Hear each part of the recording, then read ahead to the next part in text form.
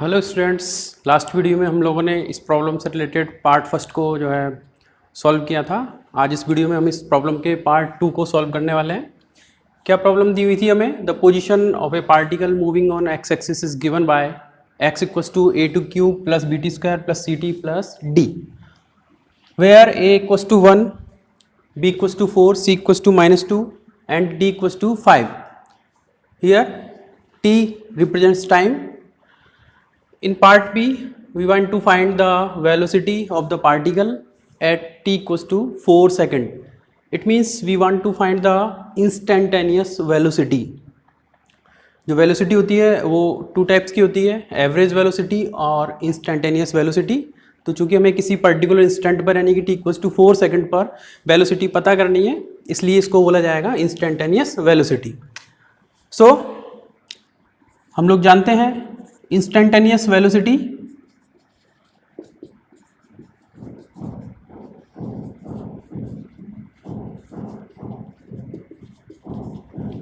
क्या फॉर्मूला होता है इंस्टेंटेनियस वेलोसिटी का? v equals to dx upon dt। Instantaneous velocity position का जो टाइम रेट होता है, टाइम के साथ पोजीशन के चेंज होने की जो रेट होती है उसके बराबर होता है। इसको हम डिफरेंशिएशन के फॉर्म में भी लिखते हैं। Instantaneous velocity is equal to the differentiation of position with respect to time. So हम कैसे इसको फाइंड आउट कर सकते हैं? तो इसके लिए हमें इसका डिफरेंशिएशन करना पड़ेगा, और डिफरेंशिएशन करने से पहले मैं यहाँ पर डिफरेंशिएशन का फॉर्मूला आप लोगों को बता देता हूँ। चूँकि डी वाई डी टी किसी फंक्शन x की power n with a constant a, सो अगर हम इस फंक्शन का डिफरेंशिएशन करें टाइम के रेस्पेक्ट में, तो चूंकि a कांस्टेंट है तो a कांस्टेंट होने की वजह से डिफरेंशिएशन से बाहर आ जाएगा। सो a और ये जो x की पावर n है इसका डिफरेंशिएशन अगर हम करेंगे तो डिफरेंशिएशन हो जाएगा n x की पावर n-1। तो ये फॉर्मूला हमें यहाँ पर यूज़ लेना होगा इन टर्म्स के डिफरेंशिएशन करने के लिए। So instantaneous velocity v equals to d y d t, और x की वैल्यू हम यहाँ पे पुट करेंगे। अब ये हो जाएगा a t cube plus b t square plus c t plus d. हमने x की जगह पर ये जो पोजीशन का इक्वेशन हमें दिया था वो हमने यहाँ पर पुट किया, और पुट करने के बाद में हम इसको जो है अलग अलग टर्म्स का डिफरेंशिएशन अलग अलग लिख सकते हैं। Like this d y d t, ये हो जाएगा a t cube plus d y d t b t square plus d y d t c t plus d y d t D.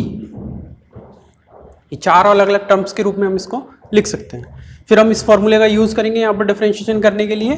तो क्या आएगा हमारे पास में?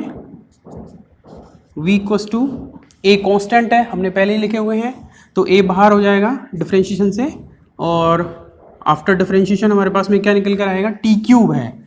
तो यहाँ पर n की वैल्यू कितनी हो गई है? 3।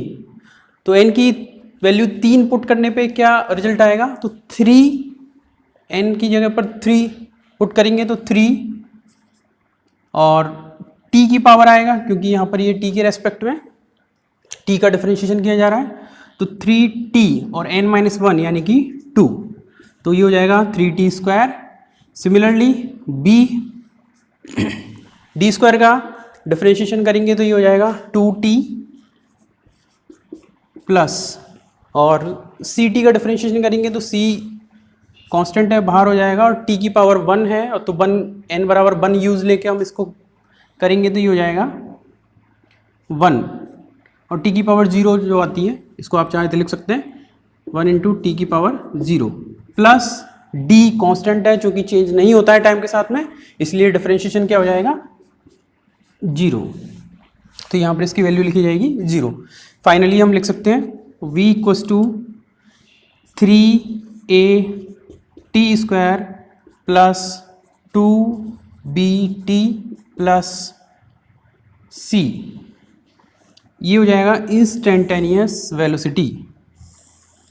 अब हमें जिस भी इंस्टेंट पर वेलोसिटी चाहिए, जैसे कि हमें इस प्रॉब्लम में पूछा गया है t इक्वल्स टू 4 सेकेंड पे वेलोसिटी कितनी होगी, तो हम यहाँ पर t इक्वल्स टू 4 पुट कर सकते हैं। So velocity at t equals to 4 second,